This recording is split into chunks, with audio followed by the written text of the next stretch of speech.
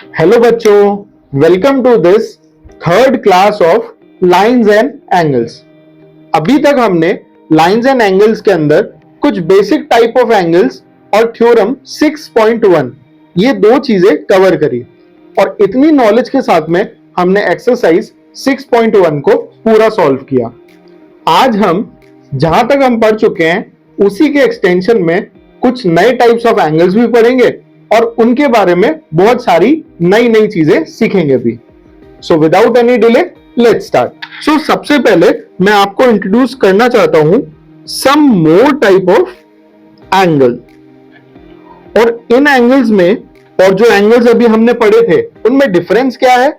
ये एंगल्स हमेशा पेयर्स में एग्जिस्ट करते हैं, यानी ये पेयर एंगल्स होते हैं और इन पेयर एंगल्स के अंदर कुछ प्रॉपर्टीज भी होती है। तो इनमें से कुछ को हम ऑलरेडी हमारी प्रीवियस क्लास में पढ़ चुके हैं, बट आज फिर भी एक बार और रिवाइज करेंगे। So let's start. सबसे पहले हम बात करते हैं ऑल्टरनेट एंगल्स की। और इनफैक्ट इन जो एंगल्स के बारे में हम आज पढ़ने वाले हैं, ज्यादातर एंगल्स जो हैं ये पैरेलल लाइंस के बीच में क्रिएट होते हैं। तो ये जो ऑल्टरनेट एंगल्स हैं इससे हम समझते हैं कि पैरेलल लाइंस के बीच में हम किस तरीके से एंगल्स को क्रिएट करते हैं। तो अज्यूम करिए ये दो लाइंस एक दूसरे के पैरेलल हैं। Let's say this is line AB and this is line CD। अगर मैं सबसे पहले आपसे एक क्वेश्चन ये और पूछूं कि पैरेलल लाइंस क्या होती हैं, तो आप कैसे आंसर करोगे उसको? आप कमेंट सेक्शन में वीडियो को पॉज करके अपना आंसर दे सकते हो। सो पैरेलल लाइंस हम दो ऐसी लाइंस को कहते हैं जिनको आप कितना भी एक्सटेंड कर लो वो कभी भी एक दूसरे को कट नहीं करती है, यानी एक दूसरे के बराबर बराबर चलती रहती हैं। एक एग्जाम्पल के लिए आपने रेलवे ट्रैक तो जरूर देखे होंगे। तो ये जो रेलवे ट्रैक की जो दोनों पटरियां होती हैं, ये दोनों पटरियां एक दूसरे के पैरेलल होती हैं और इसलिए आप जितनी दूर तक अपनी नजर घुमाओगे वहां तक वो सारी हमेशा एक दूसरे के पैरेलल ही चलती रहती हैं। कभी भी ऐसा नहीं होता कि वो दोनों आके मिल जाती है, राइट? सो ऐसी लाइंस को हम पैरेलल लाइंस कहते हैं। अच्छा, अब अगर पैरेलल लाइंस के बीच में मैं कोई एक ऐसी रे बनाऊं जो कि इन पैरेलल लाइंस को कट करती हो, ऐसी रे को हम कहते हैं ट्रांसवर्सल। ठीक है, ये वर्ड आपको याद रखना है क्योंकि आगे हम इसको बहुत यूज करने वाले हैं। So transversal is the line that cuts the parallel line. ठीक है, अब इनको यूज करते हुए हम कुछ डिफरेंट टाइप के एंगल्स के बारे में पढ़ेंगे। हमने सबसे पहले लिखा है ऑल्टरनेट एंगल्स। इनको ऑल्टरनेट इंटीरियर एंगल्स भी कहा जाता है। ऑल्टरनेट इंटीरियर एंगल्स कौन से होते हैं? मैं मेरे बचपन में इसको याद रखने के लिए एक सिंपल अल्फाबेट याद रखता था और वो था Z। वो कैसे? तो अगर आप नोटिस करें इस डायग्राम में Z कहां बन रहा है? Z बन रहा है हमारा यहां पे, देख पा रहे हैं आप? ये Z के अंदर ये जो Z के जो दो कॉर्नर्स हैं, इन कॉर्नर्स पे जो एंगल्स बनते हैं, this angle 1 and angle 2, these angles are called alternate interior angles। alternate interior क्यों? alternate इसलिए क्योंकि ये alternate है एक दूसरे से, और interior इसलिए क्योंकि ये पैरेलल लाइंस के बीच में बन रहे हैं, बाहर नहीं। so such angles are called alternate angles। और alternate angles की एक बड़ी प्यारी सी प्रॉपर्टी होती है, और प्रॉपर्टी क्या होती है कि alternate angles in parallel lines, और पैरेलल के लिए हम ये सिंबल यूज करते हैं 11 जैसा दिखता है बट एक्चुअली 11 नहीं होता। इट इज अ रिप्रेजेंटेशन कि हमने दो लाइनें खींची है जो एक दूसरे के पैरेलल हैं। So alternate angles in parallel lines are always equal, मतलब ऑल्टरनेट एंगल्स हमेशा इक्वल होंगे। तो लेट्स सपोज अगर मैं बोलूं एंगल 1 ये एंगल 2 के इक्वल होगा। सिमिलरली ये लेट्स सपोज हमारा है एंगल 3 और ये है एंगल 4। अगर आप देखो तो ये भी एक टाइप का Z ही बना रहा है, right? So angle 3 and angle 4 will also be equal to each other. So angle 3 is equal to angle 4. Next type of angles जिनके बारे में मैं आपको बताना चाहूंगा उन्हें हम कहते हैं कॉरेस्पॉन्डिंग एंगल्स। अभी कॉरेस्पॉन्डिंग एंगल्स कैसे बनते हैं? वापस वही दो पैरेलल लाइंस बनाते हैं।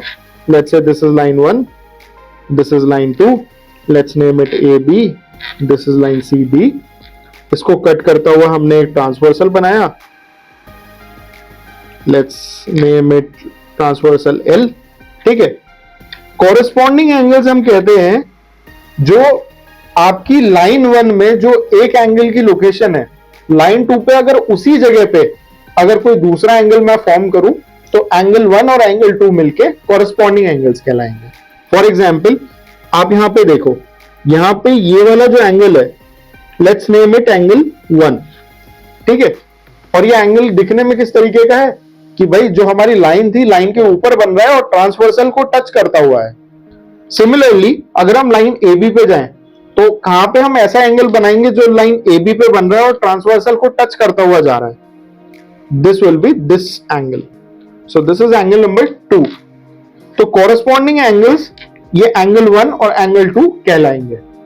और कॉरेस्पॉन्डिंग एंगल्स की भी सेम प्रॉपर्टी होती है। For parallel lines corresponding angles are also equal. यानी इस पर्टिकुलर केस में एंगल 1 और एंगल 2 ये दोनों एक दूसरे के इक्वल होंगे। इसके अलावा इस पर्टिकुलर डायग्राम में और कौन कौन से कॉरेस्पॉन्डिंग एंगल्स हैं आप कमेंट सेक्शन में बता सकते हो। So this was all about corresponding angles. अब हम बात करते हैं एक थर्ड टाइप के एंगल की। ये हम ऑलरेडी पढ़ चुके हैं। These are called vertically opposite angles. और वर्टिकली ऑपोजिट एंगल्स का एक्चुअली पैरेलल लाइन से कोई रिलेशनशिप नहीं है, ये बस मैं आपको रिवीजन के लिए एक बार दोबारा बता रहा हूं। तो जब भी कहीं पे एक्स बन रहा हो, यानी कि दो लाइंस कुछ इस तरीके से इंटरसेक्ट कर रही हो, ठीक है, तो ऐसे में जो एंगल्स एक दूसरे के ऑपोजिट होते हैं, डायरेक्टली ऑपोजिट, उन एंगल्स को हम वर्टिकली ऑपोजिट कहते हैं। और वर्टिकली ऑपोजिट एंगल्स भी एक दूसरे के ऑलवेज इक्वल होते हैं। तो ये तो थे कुछ डिफरेंट टाइप ऑफ एंगल्स जो कि हम यूज करने वाले हैं। अब हम पढ़ते हैं पैरेलल लाइंस की एक थ्योरम। ये थ्योरम है theorem 6.6 of your NCERT text book. Theorem 6.6 हमें ये कहती है कि लेट्स सपोज अगर कोई दो नहीं, लेट्स सपोज कोई 3 पैरेलल लाइंस हैं,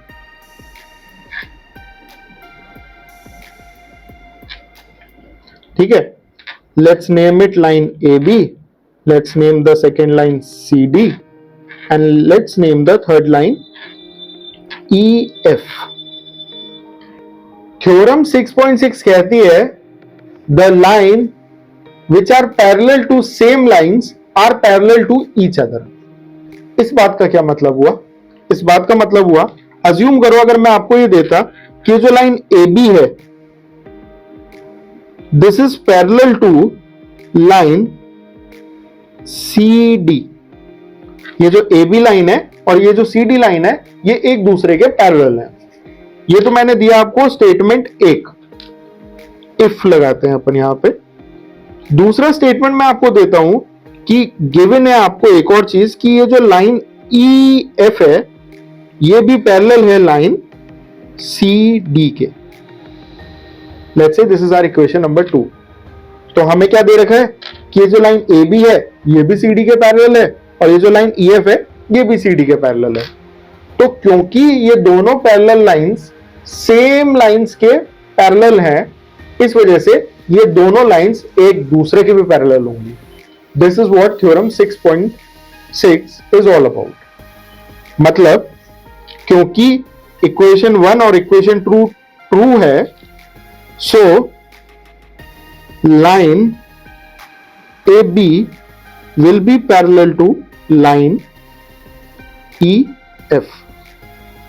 अब क्वेश्चन में हमें एक्सप्लिसिटली ये दिया नहीं गया है कि लाइन ए बी और लाइन ई एफ पैरेलल है, लेकिन क्योंकि ए बी लाइन भी सी डी के पैरेलल थी और ई एफ भी सी डी के पैरेलल थी, इसलिए थ्योरम 6.6 की हेल्प से हम ये कह सकते हैं कि ये जो लाइन ए बी है ये ई एफ के भी पैरेलल होगी।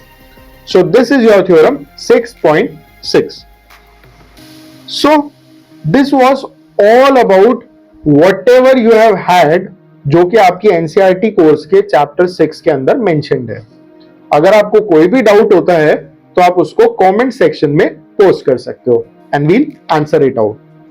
अगली क्लास में हम नेक्स्ट एक्सरसाइज 6.2 को सॉल्व करेंगे। And if you like the video, don't forget to like, share and subscribe the video. Thank you.